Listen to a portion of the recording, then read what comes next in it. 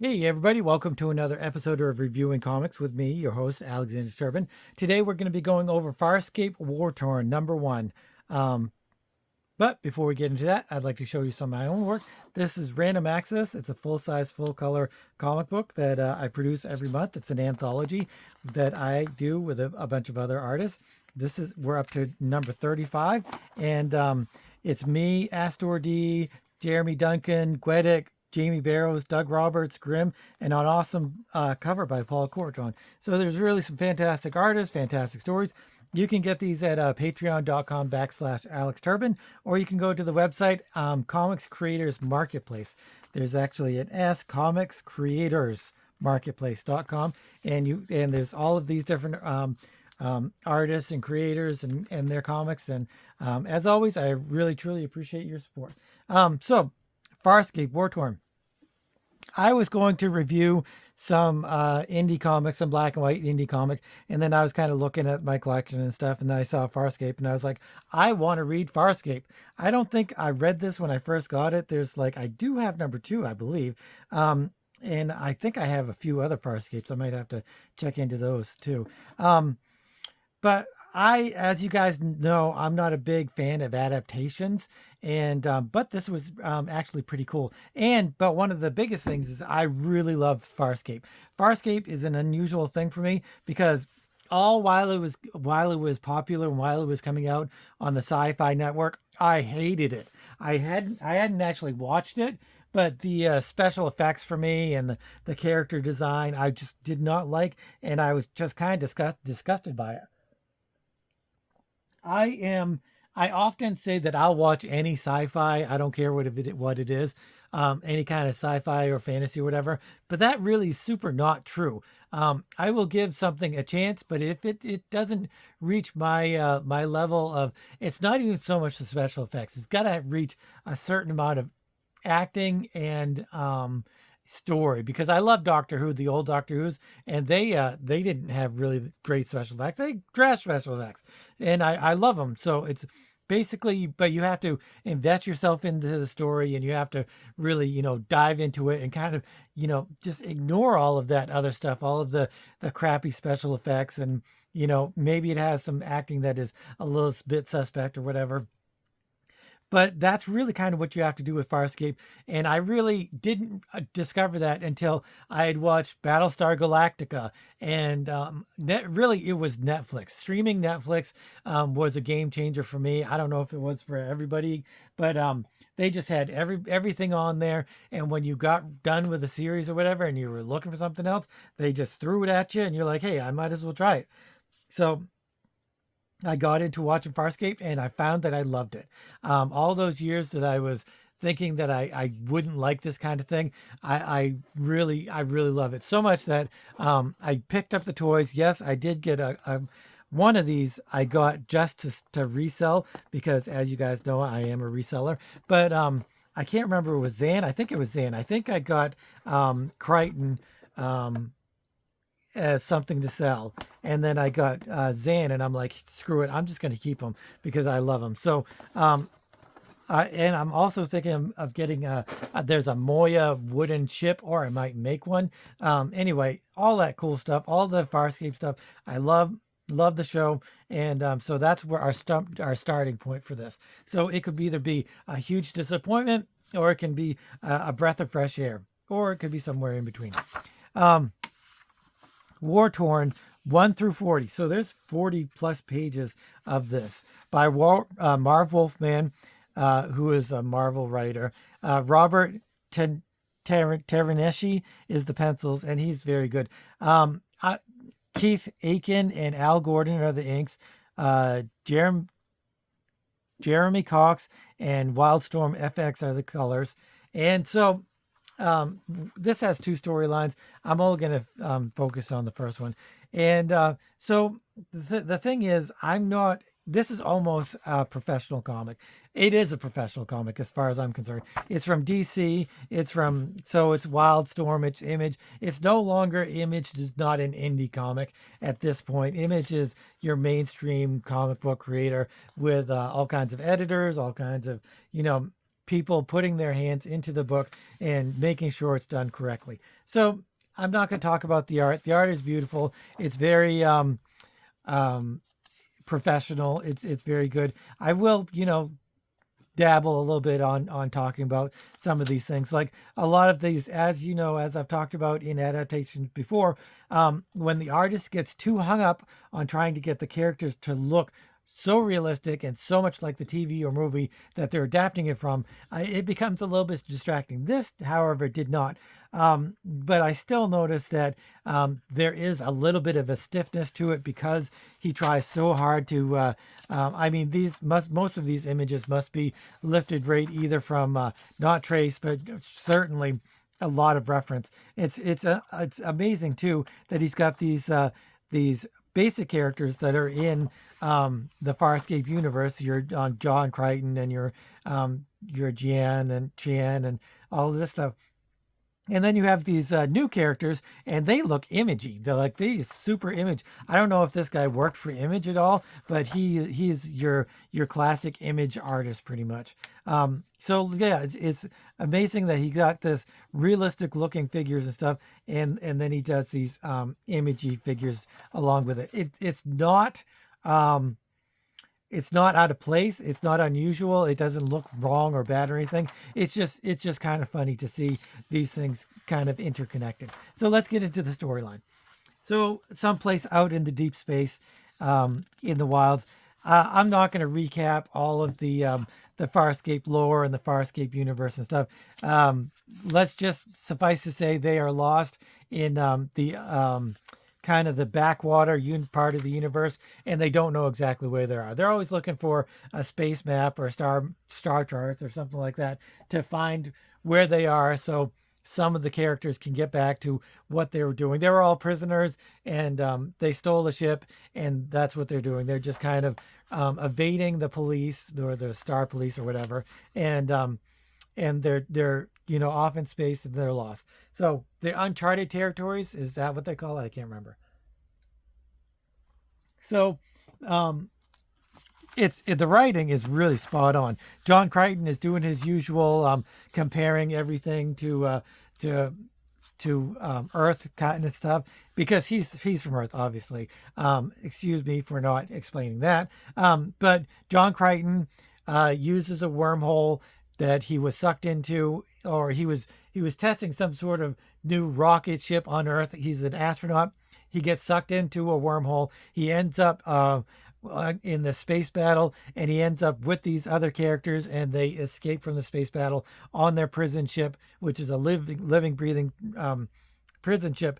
And that's where they get away, and they warp to some place that they don't know where they are, and so that's basically what's going on. But he's always using these. Apparently he's supposed to be American. I guess he is American. The rest of the show is Australian, so the rest of the characters are Australian actors and stuff. So because it's a Jim Henson project, which I guess Jim Henson, is it Jim Henson or is his son? It's a Jim Henson company, but I believe that it was his son that created Farscape, along with one of the other creators. I can't remember who created it. But he's always using these American quips. These, let's read a page here, and we'll see. Am I the only one who has no idea what he's jabbering about? Actually, let's yeah. Replicators, alien rutabaga, chefs. Come on, Sparky, work with me. I don't know. Somewhere in the uncharted territories. Come on, what do you mean we're almost out of food again? Man, where is the damn replicator when you need one? Am I the only one who has no idea what he's jabbering about now? Replicators, alien rutabaga, chefs. Come on, Sparky, work with me. John, it has been more than 100 solar days since our last encounter with the Commerce planet. Okay, but why isn't there a local McDonald's out here? Hell, even an AM PM mini mart will do. So he's always making these kind of American references, Earth references, and they have no idea what he's talking about. There is an international or inter species translator that he's injected with when he first comes here, so that's how they can all understand each other. For anybody that is like, how come they're not all talking different alien languages? Basically, that's it. He has all of these memories about his dad, and this is kind of interesting because this actually is the intro of the show where he's off in space, and his dad was an astronaut too, and he's telling him that he's gonna he'll be a hero too, but it'll come in the most bizarre way that imaginable. So he takes off to the planet, and he lands, like I said, basically with a recap, and it's a pretty cool intro. This whole thing makes me want to watch the show again. So yet basically after this, I'm going to rewatch the whole show again. He has this like tape recorder, and he's always talking to his dad about stuff, kind of just recording his thoughts and stuff. He thinks that it's never going to reach him because he's, a billion trillion miles away. So he's pretty sure that it's never going to reach him, but he still does it anyway.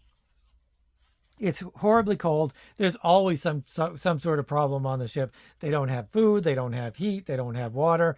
Blah blah blah blah. The problems always go on, and which is probably why the show kind of ended, because they kind of fixed all their problems and brought the show to kind of a logical conclusion. It did go for 4 or 5 seasons, and it kind of ended the way it should have, I think. And so it's getting really cold. They all come together, and they're all trying to figure out why it's cold, and they're all having their interpersonal relationships. And Rigel, who's one of my favorite characters, where's Rigel? And he's, they're always giving him a hard time. He's always being a jerk, and so they're always giving him a hard time. They realize that, or Moya tells them that they've entered a system with 3 different planets, and one is too hot, one is too cold, and one is just right. So they decide to spread out, and one to get Zan, her because she's a plant, she's a plant person, so she needs the heat, and so they decide to split up. One group to get Zan to the warmth, and so to get her all back again, and the other one to get food and supplies to fix the ship because the ship is broken and it's getting cold. So they land on the ship where Zan is she's a priestess, and kind of like a psychic priestess and stuff, and she is instantly she feels better because of the sun and the warmth and stuff. But they meet the locals. The locals are very much like Zan. They're priests. They're very religious and stuff. And one of them, the main priestess or head priestess or whatever, transfers some of her energy to Zan to make her feel better. And then on the other planet, Dargo and Rigel and Claudia Black's character, I can't remember her name. What is it? Aaron's son. They are all trying to get parts for the ship. They land here, and I don't think it's too cold, but it's just not as nice as the other planet. And they find that these people are they look like they're warriors and stuff, but they're really not all that much into the war. And what you're realizing is that there's an intergalactic war kind of coming to its conclusion, where they're going to sign this peace treaty because they all want to settle on the perfect planet. The ones on the cold planet and the ones on the hot planet, they all want to live peacefully on the warm planet, the perfect planet. And so they're coming up with this peace treaty, but they've been at war for so long that there's a lot of people that just don't want to have anything to do with it. This is very much undiscovered country. Is that it in Star Trek? Is that the 4th one where the Romulans world has been destroyed, and so they're trying to come up with this peace agreement? But there's people on the Klingon side and the Earth side that don't want that to happen. So they're wrecking this peace treaty, and that's basically what's going on here. I mean, it kind of goes through this whole slog of an issue, and I say slog of an issue, but it's basically really what what would happen in a Farscape episode. It's very well written and very well told, but it's kind of formulaic, and there really aren't a whole lot of surprises. Rigel gets caught up with the cold people, and they try to get him because he tells them that he's a Dominar and he rules planets, multi planets, hundreds of planets, whatever, and he knows how to fight wars. These guys have not learned; they've forgotten how to be warriors, so they're doing anything they can to become warriors again. And the peaceful ones, they say they're peaceful, but there's really a sect, like I said, that wants to keep at war with the coal planet. So they're having this. The daughter is kind of a little bit more war torn, and the mother is like, "No, we need to reach peace and stuff." John is there. He's almost a Captain Kirky kind of character, where he's always having sex with whatever main female protagonist is in there in the episode.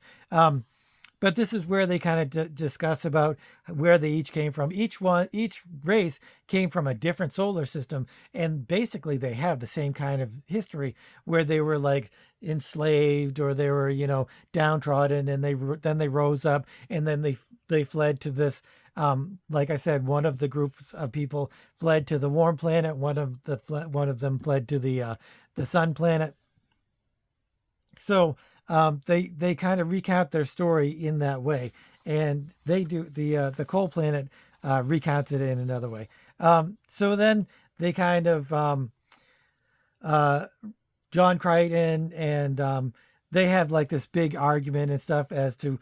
Crichton doesn't. The daughter and the mother have this big argument as to what they should do, and whether or not they should sign this treaty. And the daughter's like, "You're gonna have us killed or whatever, and we're going to be destroyed." And the mother's like, "No, we've been at war for so long, we need to just come to peace and share our resources and share the planet." Crichton's like, "This is all cool and stuff, but I'm kind of hungry. Got anything to eat?" So he's always really focused on getting the supplies for Moya, getting the supplies for the rest of the crew, and kind of just figuring things out. But they also said something about a star map, and he's been working on trying to get a wormholes open so he can find his way back to Earth. So that's really kind of his big thing. And also the other characters, they want a wormhole in order to get, or a star map in order to get back to where they live. So the peaceful ones, or the warm planet, I say they're peaceful, but they're both peaceful planets. It's a giant misunderstanding, pretty much. Is attacked. This is part of the only real problem that I have with the artwork, is that the narrative art doesn't really tell you a lot of what's going on. Yes, this ship comes in and it starts firing and they start blowing things up. That's cool. I understand that. One of them, Crichton, gets hurt. She shares her thoughts and prayers and all of this stuff, her soul with him, which has happened.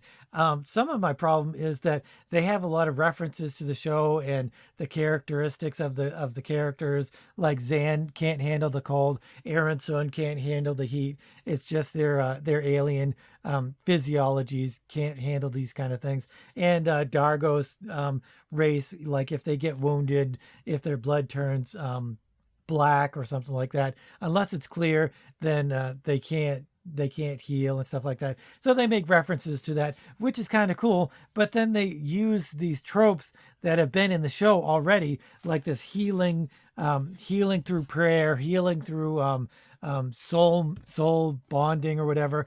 It's already been done. I'm reading this comic book for something new, for something unusual and an original, but this has already been done. So yes, it's being done good. I enjoy it, but it's been done. I'm looking for something new. So back at the other planet, Chiana is trying to find something to steal because she's the little thief of the group, and Rigel is trying to form his army and teach them how to be warriors and stuff, which I don't even think he knows how to be a warrior. But it's all going good, and but John is having some sort of crisis with having mind melded with this other priestess, and the other people, they're having their issues on the cold planet, where they're figuring out that something is amiss. It's not normal, whatever's going on. This is very unusual to me. It's excuse me, the artwork is kind of Jay Lee-ish, where it's very aura farming. I'm learning this new catchphrase, and I think aura farming is basically comes from comic books. I think comic book characters, especially superheroes, aura farm the hell out of their time. I think if I have aura farming wrong, please somebody let me know, because I'm an old dude and I don't always catch these newfangled phrases and use them right. So let me know if I used aura farming incorrectly. But Chiana takes off, and John is trying to get some food, and he's embarrassed about what happened with them earlier, and he got hurt. She healed him with their soul exchange and stuff like that. And but again, it's been done before. It's fine that it's being done here. They are attacked again by these ships. I I like the design of these ships, and I guess this comes from the artist, because I don't think Marv Wolfman is like, hey, design these ships in these specific ways. I think he said some sort of alien spaceship, and that's cool. But I I like the design of them, but they look a little bit less like, I don't know. I don't know. I'm torn, because they don't really look like badass fighter ships or drones or anything. They just kind of look like these mechanical things. I don't know if I like them, but anyway, this here is one of the things that kind of no, it's a few pages up. I'll wait until we get there. But they're both attacked at the same time. I think it happens here. Yeah, yeah. Both the cold planet and the warm planet get attacked. Somebody's attacking them to stop the treaty that's on another planet, and Zan is all upset, and there's like this big destruction, and the ice planet attacks. I don't understand this. This is horribly done. I don't understand it. Even looking at it, over and over again, I don't understand it. I know what happens. The Crichton and the priestess are somewhere. The bad ships attack. What is this? I don't know what this is at all. If anybody can help me, I know this is the bad ship, but they're not shooting their lasers. This isn't. What is this? I don't know what this is. Is this rubble falling on her? But there's no rubble here, so there must be some sort of laser blast that hits her, but it doesn't show it. It doesn't even tell it. It shows her Blawayam. So I don't understand this at all. But you know what happens, so I guess it's not that big of a deal, but it's just kind of really makes it frustrating that everything else is really pretty good art-wise, as far as narrative art, but this one little piece here, it just kind of throws everything off. And when you have to reread something over and over again, if you get it finally, then you're like, okay, that's a breath of fresh air, I can continue. But when you reread it again over and over again, you're like, what? How did that happen? What's going on? I still don't get it. That's really a bad thing. So the other planet, they're training. They're trying to be warriors or whatever. Rigel is training them. But then they're attacked, like I said, by the other ones, or it hasn't happened yet, but it's going to. Yeah, here it is. They're just having some dialogue about, the supplies that they're getting back to the ship and all of this other stuff. And so they attack the priesthood planet, or the hot planet, or whatever you want to call it, attacks the cold planet. So they're crisscrossing the attacks. Dargo whips out his sword that's a gun, and he falls, and this is where they have the little reference to his blood and stuff. Aaron picks up his gun. She drives off the bad guys, the bad invaders, and she's just they're trying to figure out what's going on. And here, I'll read this little part. Our people have been persecuted since the beginning of memory. Wherever we went, others tried to destroy us. 20,000 cycles ago, we were conquered by the Taru. We were forced to work in their mines. Thousands of cycles passed. We grew stronger and we rebelled, took their ships, and fled into space. We became warriors, but we were still hunted, still attacked, and we were conquered yet again. Now the Gavaji are mere shells of our former selves. We are warriors no more. So the Garangi are the cold planet or the cooler planet, and the I can't remember the Taran or something like that are the others. And so basically on both planets something is happening. Chiana figures out, or she's always sneaking around, and so she sneaks into the daughter's whatever sanctum or whatever. And actually, no, they find her because she flew in on the ship, on one of the transport ships that Boya has, to the warm planet from the cold planet. And so I think no, Chiana went with them. Chiana went with them. So she has the ship, and that's what they want. They want to find a ship to go to the treaty, which is on another moon or something, and stop the treaty from happening. So she is captured. Jana's captured by the daughter and one of the other bad guys. And then we have this whole thing of, instead of using their psychic powers to heal and soul merge and all of that stuff, they're using it to cause pain. And that's how they're figuring out where their ship is, where Chiana's ship is, so that they can go grab it and go off into the moon and stop the moon, stop them from having their treaty. They truss up Chiana, but she's a thief. She's an escape artist. She can escape from anything, so she does. And but they knock her out. They grab her ship and they fly off. And instead of just stopping the treaty, they blow up the. I guess it wasn't a moon. I guess it's like a space station or something that they were going to have their treaty on. So they blow it up. Which this is the daughter. The daughter blows up the ship, and which the mother was dead anyway. But they find out that they were, like I said, it's just like Undiscovered Country. I think it's Undiscovered Country. I think that's the one it is, the Star Trek movie, where the daughter is the one they crisscross. She's attacking her own planet. She gets one of the other bad guys to attack his own planet, and that's why they're trying to convince them to not make the treaty. But they also blow up the space station to make sure the treaty never happens. And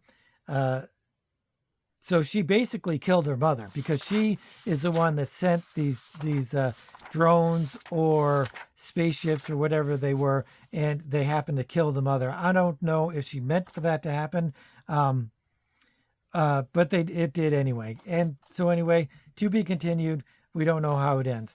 So that is the first issue of Farscape War Torn. I did enjoy reading it. Half of me enjoying reading it is because it's a Farscape story, and I really love Farscape. Half of it is the artist did a lot of really great jobs, a good job on the characters, getting a really good likeness. I feel like it's super heavily referenced, and I much rather would have liked him to have gotten the essence of the character. I feel like you need the essence of the character more than the characters to look like who they are. But it's still good. Artist is very, very good. He's very professional. I love his characters and his expressions, and his expressions aren't that fantastic because he's so heavily referenced. But everything is good. The artwork, the narrative art is really good, except for that one spot, which I really I can kind of look that over. But anyway, I really enjoyed it. The story is pretty good. It's well thought out. It's well plotted. The story is, the plot is really good. The characters all have really good voices. It reads just like a Farscape TV show, but at the same time, like I said, there's nothing new. Why wouldn't I just go back and watch the episodes that have this originally in it? Which would probably be more enjoyable. Anyway, I enjoyed it. I liked it. It's gonna be hard to rate for me, because when you're using an intellectual property that you're adapting, You have all of these pitfalls that could come to into the adaptation, but they did it really well. But like I said, there's nothing new there. So I'm going to give it an 8. I'm going to give it an 8. I'm factoring in all of these different things. The fact that it's Farscape, the fact that it's an adaptation, the fact that they do a really good job with the adaptation. It's higher than a 7 because I would get more Farscapes in the dollar bin. I got these in the dollar bin, actually, and I'm rather glad I did now. I did originally get them to sell, but I think I might keep them instead. So that being an 8, the writing and the story and the art all together, it's not fantastic. It's not like it's not a 9 or a 10, and it's not even an 8.5 because of the stuff that I've talked about earlier. But it's pretty good. So I'm going to give Farscape War Torn #1 of 2 an 8. Oh, by the way, this came out in 2002. So more than 20 years ago. So that's unusual as well. So anyway, thanks for watching. If you guys love Farscape, let me know. I'm always eager to talk about Farscape stuff, especially if there's possible reboots or remakes or continuations. I'm always looking for that on Stargate. Like, is there ever going to be a new Stargate TV show? God, I hope so, because I am really jonesing for some new Stargates. But anyway, if you're new to the channel, this is the kind of stuff that I go over. I go over indie comics from 70s, 80s, 90s, but also Marvel and DC and stuff. So if you're into that kind of stuff, please consider subscribing, hitting the notification bell and all that stuff. But even more important than that, I love comments. I love comments from you guys. I love to talk about comic books and graphic novels and art and everything. So I love to talk with you guys about that stuff. So please leave a comment. But most importantly, I love Farscape. Let me know if you guys love it, and if you had the same kind of situation with me, where you like me, where you didn't like it at first, but it kind of grew on you, or something like that. Let me know.